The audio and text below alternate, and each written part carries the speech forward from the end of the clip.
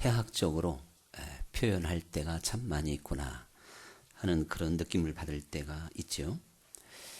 그래서 요즘에 한참 지난 얘기지만 뭐 저보다 더 잘할 수 있는 내용인데, 옛날에는 도저히 나올 수 없었던 그런 유머들이 있잖아요.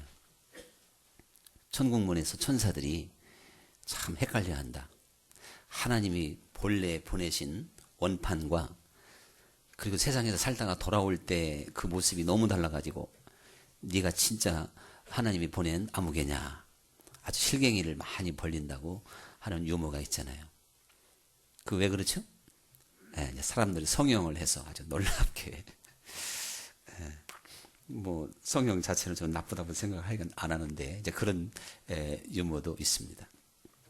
제 속으로는요, 그 안 해도 될 텐데 하는 마음이 있어요. 그런데 혹시라도 여기 하신 분들이 있을 테니까, 또 제가 부정적으로 얘기하면 시험 들 수도 있잖아요. 항상 이렇게 참 목사는 참 힘듭니다. 이런 면에서. 그래서 어떤 참 예쁜 아이가 엄마하고 아빠하고 걸어가는데요, 지나가는 사람이 하도 예쁘니까, 아유 우리 애기 참 예쁘다, 너는 아빠를 닮았니 엄마를 닮았니? 그러니까 이 아이가 나는 엄마하고 아빠를 안 닮아서 예쁘다고 당돌하게 그렇게 얘기를 했답니다. 아까보다 더 웃기는가 봐요. 좀 웃으셔야 되는데. 좀 미천 다 떨어졌거든요. 한번 좀 웃어주시기 바랍니다. 그래, 저는 웃을 걸로 믿고 각본상 그렇게 하고 진도 나가려고 그러는데 갑자기 너무 썰렁해서 제가 지금 당황이 되네요. 창세기 기록에 보면 하나님께서 아담을 흙으로 만드셨습니다. 흙으로 만든 그 아담은 바로 우리가 가지고 있는 육체죠. 하나님이 이 육체를 흙으로 만드신 다음에 그리고 그 육체에 생기를 불어넣으셨다고 그랬습니다. 그러면 그 생기는 바로 영혼이 되는 것이죠. 이것을 우리가 생각해 본다면 하나님께서 천하보다 귀한 영혼을 이 땅에 보내시기 위해서는 반드시 육체가 필요하다라고 하는 것을 우리는 깨닫게 되는 것입니다. 그러므로 우리는 한 사람의 육체가 잘났든지 못났든지 부족하든지 뭐 능력이 충만하든지를 떠나서 그 한 사람의 육체로 인하여 하나님은 한 생명을, 영원한 생명을 만드실 수가 있게 된 것이다 라고 하는 것을 생각해 본다면, 우리의 나그네 인생길에 불과한 우리의 육체의 소중함을 다시 한번 깨달아야 될 줄 믿습니다. 하나님께서 한 생명이 얼마나 귀한지 천하보다 귀하다 하였는데, 그 천하보다 귀한 영원한 생명을 육체와 함께 보내시는 그러한 비밀을 담고 있다는 사실이죠. 고린도전서 15장에 보면 육체라고 해서 다 똑같은 육체가 아니라고 하는 것을 가르쳐주고 있는데, 우리의 육체가 짐승의 육체, 새의 육체, 물고기의 육체, 그리고 사람의 육체가 있도다, 이렇게 설명하고 있어서 같은 육체라고 표현할 수 있겠지만 우리 사람들의 육체가 피조물 어떠한 것보다도 더 위대하게, 소중하게, 실제적으로 하나님은 다른 것은 다 말씀으로 금세 창조하셨지만 우리의 육체는 참으로 영혼을 담고 있는 그릇이 되기 때문에 하나님께서 친히 그 손으로 흙을 가지고 빚으셔서 만드셨다, 이렇게 말씀을 하고 있습니다. 그럼에도 불구하고 우리의 육체가 얼마나 약합니까?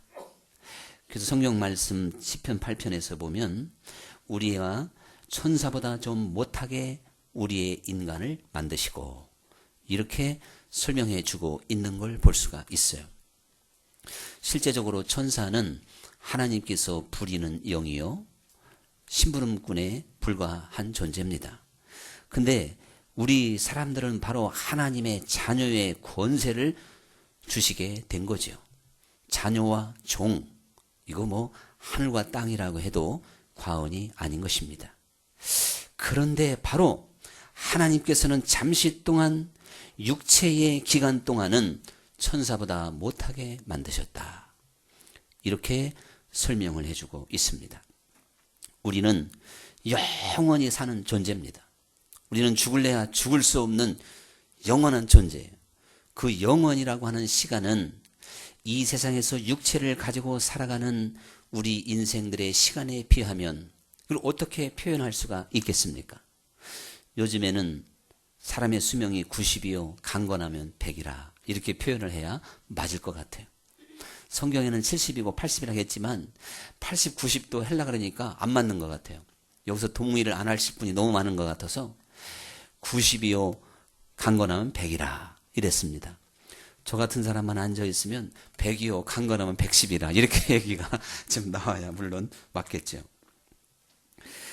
여러분, 근데 하나님께서 이 짧은 기간 동안 우리로 하여금 육체의 한계와 육체 속의 영혼을 담게 하셔서 육체를 가진 우리 인생들이 얼마나 많은 고난과 슬픔과 또한 그 육체의 연약함 속에서 몸부림치도록 만드셨는지 모릅니다.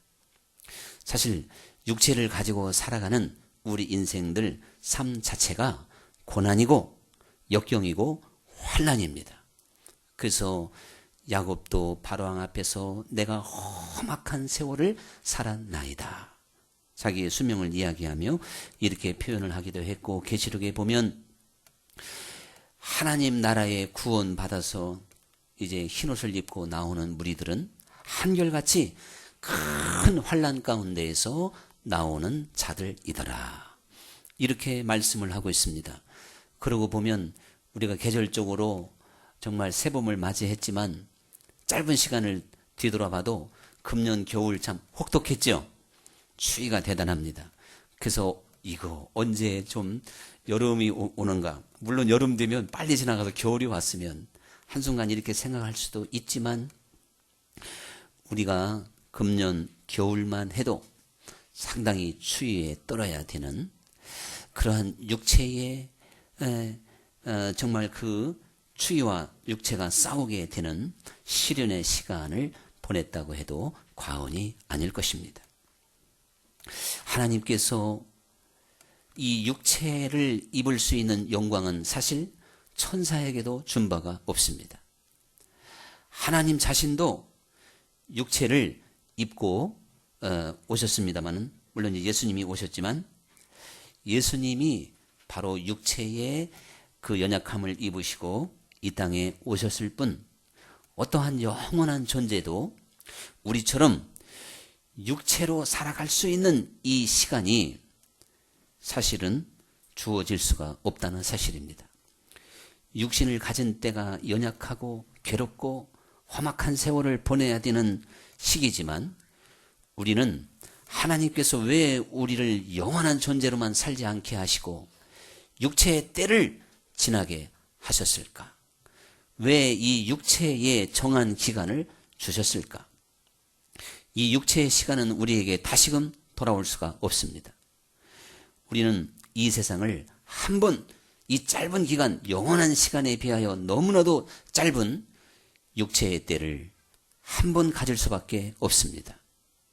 여러분, 그렇고 본다면 우리는 이 육신의 때를요, 그럭저럭 보내서도 안 되겠고 세월만 낭비해서도 안 되겠고 이것이 불필요한 것이라고 해도 안 되겠고 하나님께서 왜 불시험과 같은 마치 풀무불 속에 들어갔다 나오는 것과 같은 인생의 뜨거운 맛을 볼 수 있는 시간을 육체와 함께 필연적으로 허락하실 수밖에 없었는가 하는 이것들을 우리는 깊이 생각해 봐야 될 줄로 믿습니다. 그러면서 동시에 이러한 고난의 때가 한없이 길다면 이거 얼마나 사실은 낙심천만이겠습니까? 그러나 길어야 100년이다. 100년이라고 하는 시간은 영원한 시간에 비하여 너무 짧다고 하는 것을 여러분이 다 이해하실 수가 있을 텐데 이렇게 우리가 한번 생각을 해보면서 일단 오늘 말씀을 더 본론을 열기 전에 이제 우리 군인들이 웃기는 말로 그런 말도 하잖아요. 국방부 시계는 내가 거꾸로 매달려도 돌아간다. 뭐 그런 말이 있어요. 거꾸로 매달려 있으니 얼마나 고통스러운 시간이겠습니까? 그래도 지금 국방부 시계는 돌아가서 나는 얼마지 않아 제대하게 된다. 뭐 그런 뜻이에요. 그러니 아무리 힘들어도 잠시 잠깐이다.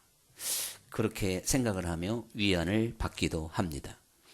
우리들도요, 기본적으로 하나님의 육체의 기간과 때를 정하셔서 이 세상에 우리를 보내신 그러한 하나님의 계획을 이 짧은 시간을 먼저 이해하면서 지금부터 정말 사실 누구 말대로 오늘 참 제가 비유가 많이 나오네요. 한번 여러분 또 대답해 보셔야 돼요. 조직의 두 글자 쓴맛. 조직의 쓴맛을 누구든지 볼 수밖에 없어요. 이 세상 살다 보면 누가 조직의 쓴맛을, 인생의 조직의 쓴맛을 안 느끼고 사는 사람이 누가 있겠습니까? 여러분, 이렇게 살아갈 수밖에 없는 어차피 인생살인데 고난아 올려본 와라, 환난아 올려본 와라. 내게 주어진 고난과 역경이 크면 클수록 나는 정금과 같이 나오리라. 이렇게 생각하면서 믿음으로 이제 우리의 남은 인생의 때를 먼저 바라봐야 되겠습니다. 여러분, 그러면서 오늘 하나님의 말씀은 우리들에게 그리스도께서 이미 육체의 고난을 받으셨으니 너희도 같은 마음으로 갑옷을 삼으라. 이렇게 말씀하고 있습니다. 이는 육체의 고난을 받은 자는 죄를 그쳤음이로다. 이렇게 설명해 주고 있는데 하나님께서 왜 우리들에게 고난과 고통을 주실까? 큰 환난과 연단을 주실까? 이것에 대한 근본적인 대답을 사실 먼저 1절에서 들려주고 있는 것입니다. 우리의 육체는 고난 가운데에서 완전해지는 것이고 더 나아가서 고난 가운데에서 죄를 그칠 수가 있다는 것입니다. 하나님께서는 우리들을 이 땅에 보내셨을 때 우리들이 이 세상에서 죄로부터 승리하고 그래서 하나님의 영광을 위하여 정말 살아갈 수 있는 존재가 될 수 있기를 간절히 원하셔서 보내시게 된 줄 믿습니다. 그런데 원죄를 가지고 태어나는 우리 인생들은 얼마나 악합니까? 사실 만물보다 부패한 것이 우리 사람의 마음이라고 했던 것처럼 성선설이냐 성악설이냐 이렇게 말한다면 기독교는 분명히 성악설로 말할 수밖에 없는 것입니다. 죄를 누가 가르쳐주지 않아도 어떠한 죄를 누가 특별히 또한 그에게 일러주지 않아도 사람은 이 세상을 살면 살수록 악한 모습으로 점차적으로 변질되어져 가는 것을 볼 수가 있어요. 물론 나라와 민족의 특성 따라서 정말 순수한 사람들, 저는 그 말레이시아를 방문했을 때 또 이집트를 갔을 때 참 그 눈빛에서 순수함을 보았습니다. 그러나 말레이시아에서 흉악한 사건이 없겠습니까? 얼마 전에 이집트에서 그런 무서운 또한 테러 사건이 있었던 것처럼 사람은 아무리 순수하게 생겼다 할지라도 본성 깊은 곳에 독버섯과 같은 악한 것들이 존재하고 있는 것을 보게 됩니다. 하나님은 어떠한 악과 또한 어두움과 죄악도 허용하는 분이 아니잖아요. 그래서 이제 원죄를 가지고 태어날 수밖에 없는 우리 인생들이 깊은 고난과 역경 속에서 고난 속에서 결국은 죄를 이길 수 있는 일체의 비결을 배울 수 있기를 원하시는 겁니다. 다윗이 사울에게 쫓기고 전쟁의 긴박감 속에서 날마다 시달렸을 때 그렇게 흉악한 죄를 짓지를 않았습니다. 오히려 그는 자기를 날마다 돌보시고 기가 막힌 상황 가운데서 구원해 주시고 사울의 손과 블레셋 또한 그러한 나라의 손길에서 그 위험에서 건져주시는 그 하나님을 찬양하게 되었습니다. 그런데 그가 고난이 끝나고 참으로 한가로울 때에 이 다윗은 죄를 범하는 결과를 가져오기도 합니다. 이것은 육체를 가진 한 사람의 어쩔 수 없는 결과라고 우리는 생각해 볼 수가 있겠지요. 우리 자신을 본다 할지라도 지금 고난과 역경과 뜨거운 풀무불 속에 있는데 범죄할 생각, 또 사실 죄를 짓기는 어려운 것입니다. 근데 모든 것이 넉넉하고 또한 한가롭고 별 문제도 없고 그래서 심심하고 뭐 좀 재미있는 거 없나? 마치 미식가가 더 자꾸 맛있는 것을 찾아서 이렇게 다니듯이 말이죠. 제가 얼마 전 집회했을 때 매운탕을, 한탄강 옆에서 매운탕을 먹었는데 그 매운탕을 먹기 위해서 저 춘천에서부터 오는 사람이 있다고 같이 먹는 분이 얘기를 하고 그럼 2시간 걸리는데 그분 표현대로 좀 정신이 나갔다고 그러더라고요. 그래서 제가 일단 뭐 그렇게 생각은 각자니까 다 먹은 다음에 이랬어요. 제가 그때 뭐든지 맞받아치기 하면 잘못하면 강사하고도 싸우잖아요. 또 성질 급한 사람 싸웁니다. 그러니까 참고 참았다가 저기요 그날 대접한 분은 뭐 정신 나갔다는 안 하고 같이 와서 누구 말대로 옆에서 껴가지고 드시는 분이 이렇게 논평을 하시더라고. 그러길래 다 먹고 보니까요. 아유 춘천에서 올만하네요. 내가 그랬단 말이에요. 그래가지고 대접하는 분도 기분 좋게 만들고 또 그날 정말 춘천에서 오신 분도 정신 나가지 않은 사람으로 만들어놨습니다. 할렐루야. 여러분 우리들이 그러니까 뭔가 이렇게 끊임없이 새로운 것을 더 재미있는 것을 추구할 수 있는 여유, 그것이 바로 우리 육체의 약점이 되기도 합니다. 기독교는 누가 뭐라 하더라도 이렇게 본다면 고난의 종교입니다. 예수님께서 부활하셨는데 죽기까지는 예수님의 순종이 절대로 필요했습니다. 그 죽는 건 예수님의 몫이었어요. 그러나 살리는 것은 하나님의 몫입니다. 고난의 신학, 부활의 신학, 또한 부활을 영광의 신학이라고 본다면 이건 하늘과 땅인 것이요. 고난은 어둡고 침울하고 참담하지만 영광은 기쁘고 감사하고 번영하고 얼마나 정말 의리번쩍하겠습니까? 그런데 여러분 육체의 때에 우리는 철저하게 고난의 신학에 뿌리를 박아야 되는 것입니다. 그렇지 않고 육체를 가진 우리들이 고난에 초점을 맞추지 아니하면 우리 자신이 하나님 앞에 온전해질 수도 없고 또한 육체의 연약함 속에 금방 빠져서 세상 사람들과 별다를 바가 없는 존재가 된다는 것을 알아야 되는 것이죠. 그래서 로마서의 말씀은 너희가 십자가에서 달려 죽으신 예수님과 함께 합하여 이미 세례 받은 줄을 알지 못하느냐.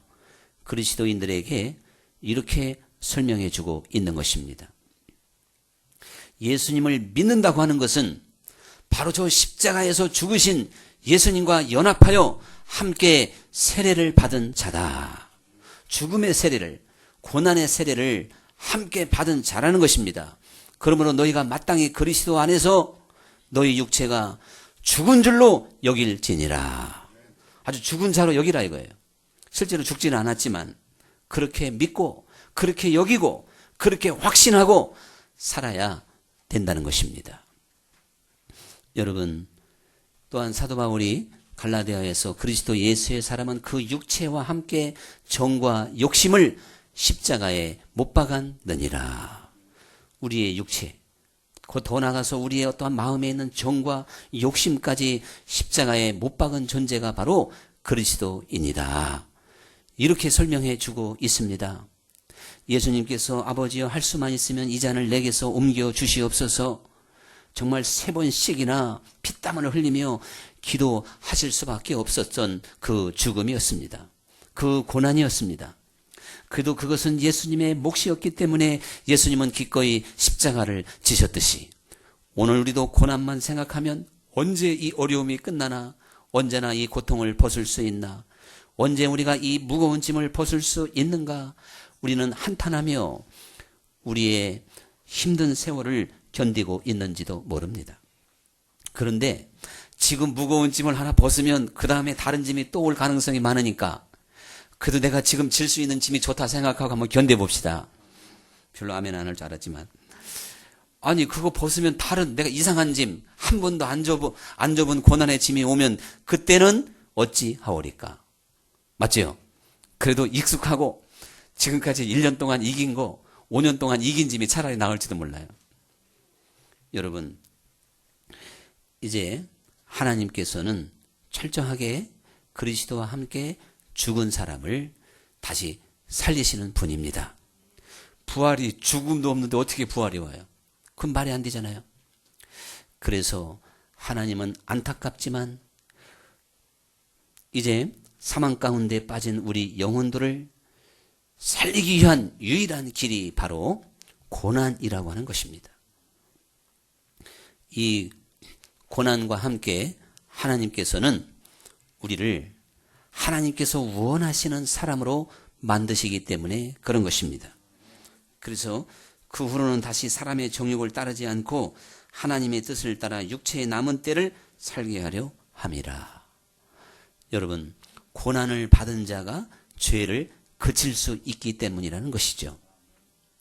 예수님께서 십자가에서 죽으셔서 죄값을 지불하신 것처럼 죄를 속해 주신 것처럼 고난 육체적으로 이 바로 고난의 신학 예수님의 그 죽으심에 연합한 자가 죄를 그칠 수가 있다는 것입니다.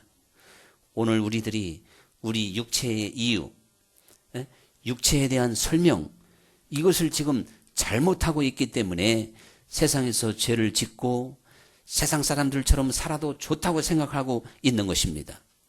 여러분 하나님께서는 우리의 육체가 죄를 그칠 수 있기를 간절히 소원하고 있습니다. 이게 하나님의 간절한 소원입니다.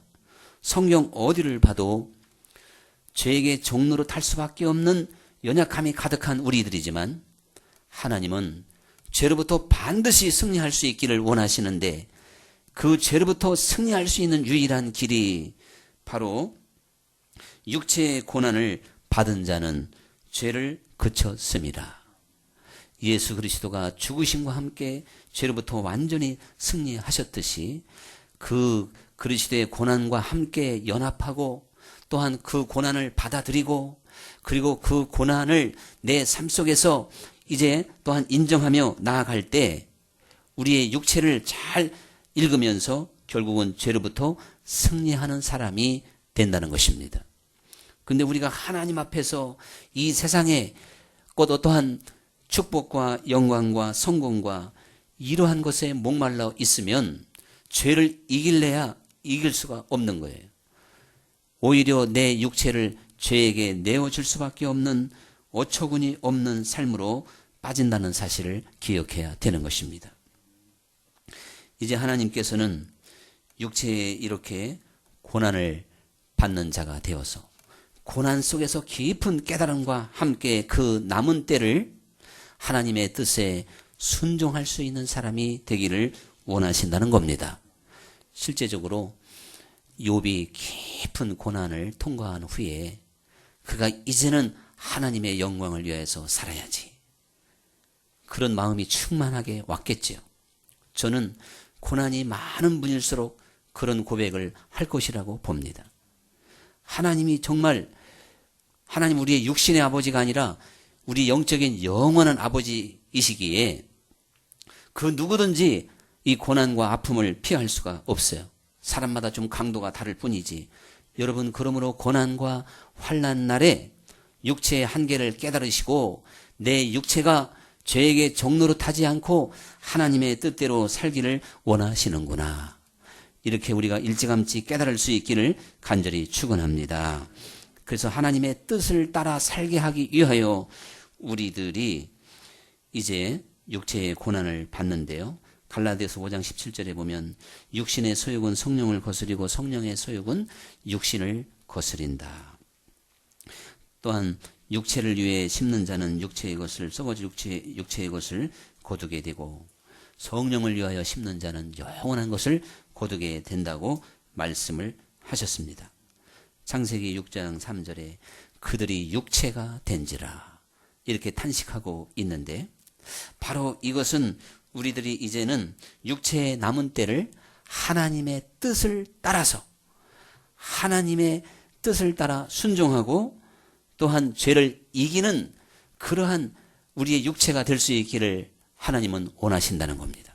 그날을 보기를 원하십니다. 우리는 그날을 향하여 전진해 가야 돼요. 이게 불가능하다고 생각하면 천년 살아도 불가능합니다. 그러나 여러분 믿음 안에서 하나님 말씀이 보장하고 있습니다. 너희 육체가 누구에게 종로로 타든지 종로로 타는 자의 종이 되는 줄 알지 못하느냐 그랬어요. 그래서 의에게 순종하여 의의 종이 되는 것이고 죄에게 순종하여 죄의 종이 된다는 것입니다. 우리의 육체가 오직 하나님께만 순종할 수 있는 그러한 육체가 될 수 있도록 고난 속에서 더욱 주님을 간절히 바라보시며 나 자신을 십자가에 못 박고 주님 안에서 부활의 삶으로 온전히 승리할 수 있기를 간절히 축원합니다.